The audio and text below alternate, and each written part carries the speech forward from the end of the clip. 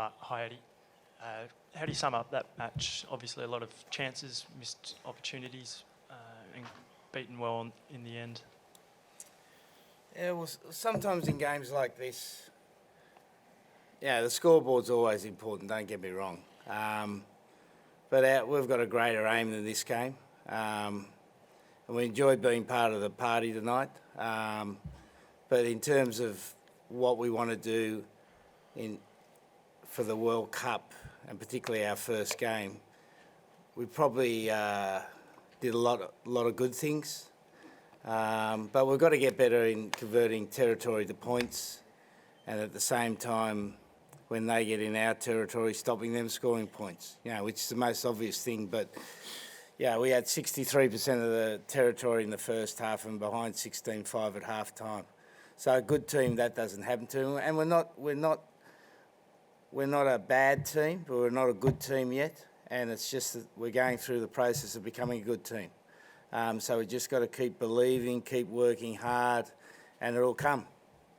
And it might be in 2 weeks' time against Georgia. It might be 3 weeks against Fiji. It might be 4 weeks against Wales. It might be 5 weeks against Portugal. We don't know when it's going to come.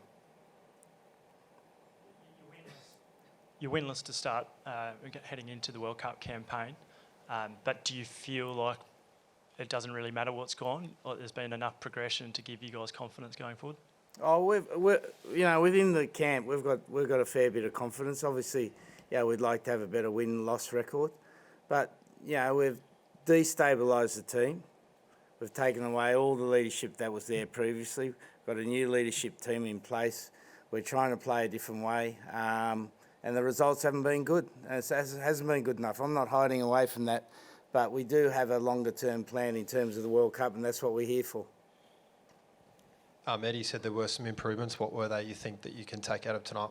Oh, well, I think, our set piece, our scrum probably finished on top. Our line-out was good. Thought the way we were able to negate France's defence was pretty good. We just didn't execute it well enough. We scored a couple of good tries, or 3 good tries.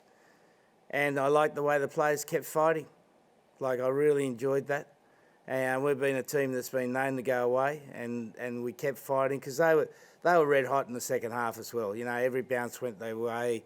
The referee was getting involved in the spirit of the La Marseille, and he was involved, and so it was a tough second half for us. But we kept in there and kept fighting. From our perspective, Sully Vunivalu had a pretty good game there. Does he put pressure on the two guys who are regular starters there, and what do you make of his effort there? Yeah, well, I was just speaking to someone before I came in. I was just thinking about the number of players that are improving. We've got more players improving than declining. And Sully's one who, at Super Rugby level, he couldn't blow a candle out. And now at Test level, he scored 1 good try, could have scored a couple more, and looks like he's ready to play at the highest level. And the big fella next to me, I think he had 3 carries in the try that Hooper scored. So we've got a lot of players improving. What we haven't got is that fit at the moment, that fit of everyone getting together. But we've got another 2 weeks to get ready for Georgia, and we'll move down that track pretty well. And Eddie, World Cup's often won by sharp shooters. Is it a concern that not getting paid from ticking the scoreboard over regularly? Yeah, no, 100%. But all we can do is work with the young kid. We've got young kids in this team. We're going to work with them. We're backing him, and he'll get better. He'll get better. And can you just give us a bit of an update? Sama Karevi, Max Jorgensen, how are they tracking? Will they be fit and available? Yeah, Karevi should be right for the first game. He did a full session yesterday, so I expect him to be right. Max is coming along really well. He just looks younger every time I see him. So I'm a bit worried about his age, whether he's 13 or 18, because I don't think we can play 13-year-olds. But he's coming along really well. And Will, just yourself, how you sum that up, and did you question that decision for Sully Vunivalu to be shown a yellow? It seemed pretty harsh. Yeah, obviously disappointed about the result. Not where we want to be on the scoreboard, but as Eddie said, I thought we showed extreme fight. We're connecting as a group better, and we're improving every week. A decision about Sully, that's out of my hands, mate. Whatever the ref says, it's usually what goes. We can't really put ourselves in that situation in the first place, so yeah. And just from a scrum perspective, Eddie touched upon it, but must get a lot of confidence from the fact that with Taniela and Angus there, you've got two pretty world-class props. Yeah, even young Zane and Big Shoppy off the bench, I thought. Big Brickhouse. Brick, his nickname is, of Shoppy off the bench, I think playing his first game, 80,000 in the arena. I thought those guys really stepped up in the second half, set piece-wise. Any other questions in English?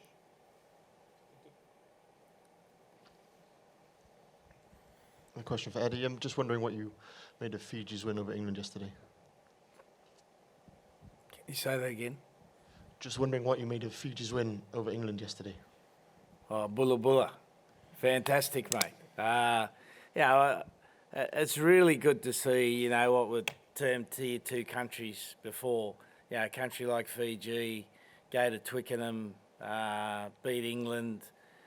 It's great for the competition, great for Fiji in rugby, and it's only going to make it a better tournament. The thing, you come to this game today, which is, for both teams, it's a game to get ready for the World Cup, and you got 80,000 people, you got a fantastic atmosphere.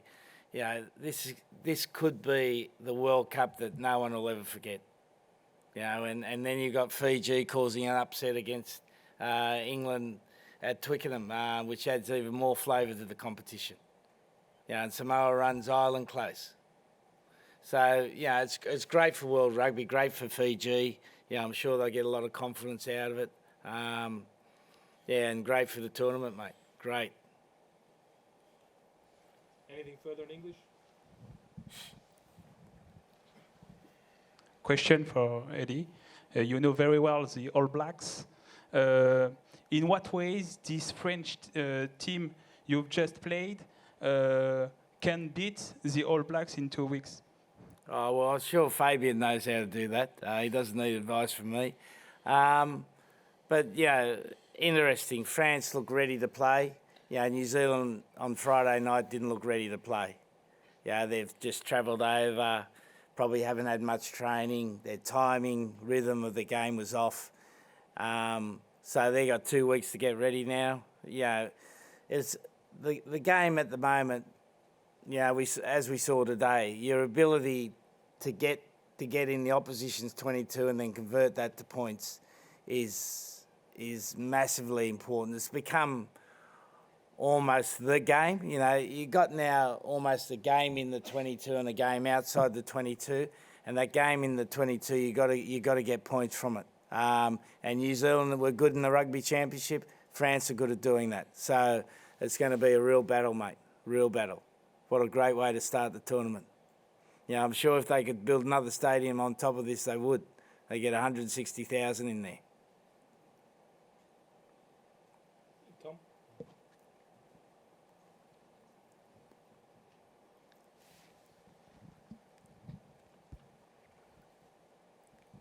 Eddie, I just wanted to check if there's any niggles. Andrew Kellaway looked a bit sore when he came off. And do you foresee any changes to your 33 that you will, go into next week? I wouldn't think so at this stage, mate. Kellaway, I think's okay.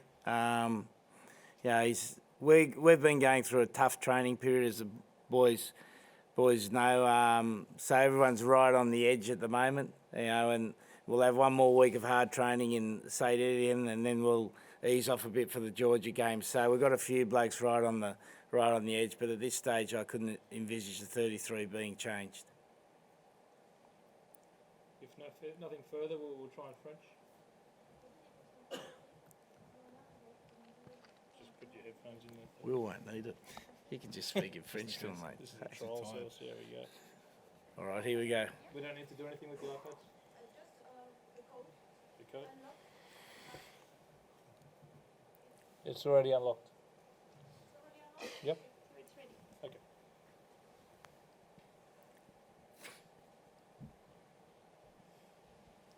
Bonsoir Eddy. Manifestement, une partie de votre stratégie consistait à beaucoup jouer au pied sur le troisième rideau français. Vous avez marqué 2 essais comme ça, mais les Français ont encore plus joué au pied que vous. Est-ce que ça vous a surpris?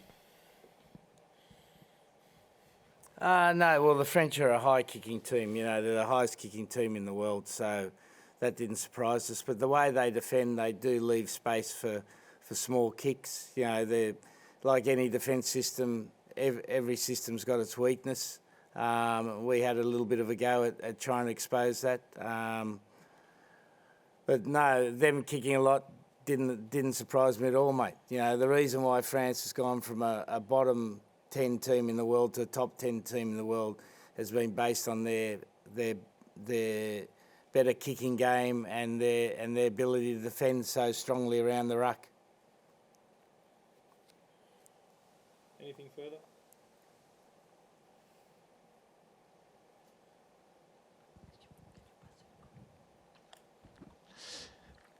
Bonsoir. Je reviens sur ce que vous disiez tout à l'heure. Au vu des matchs de préparation, il semble qu'il y a 3 équipes au-dessus. La France, l'Afrique du Sud et l'Irlande.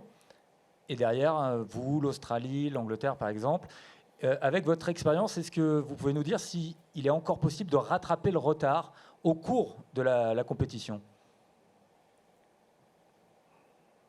Well, I think it depends on where your team is in the cycle. You know, if you look at those top 3 teams, they're very established teams.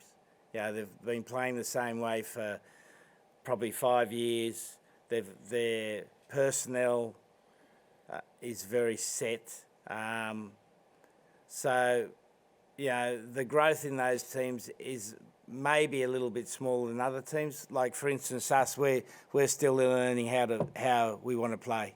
You know, we're still getting to know each other as a team. And each week we'll get a little bit stronger and a little bit better. And I wouldn't discount New Zealand, mate. You know, New Zealand were beaten by South Africa only because they were still in pre-season, mate.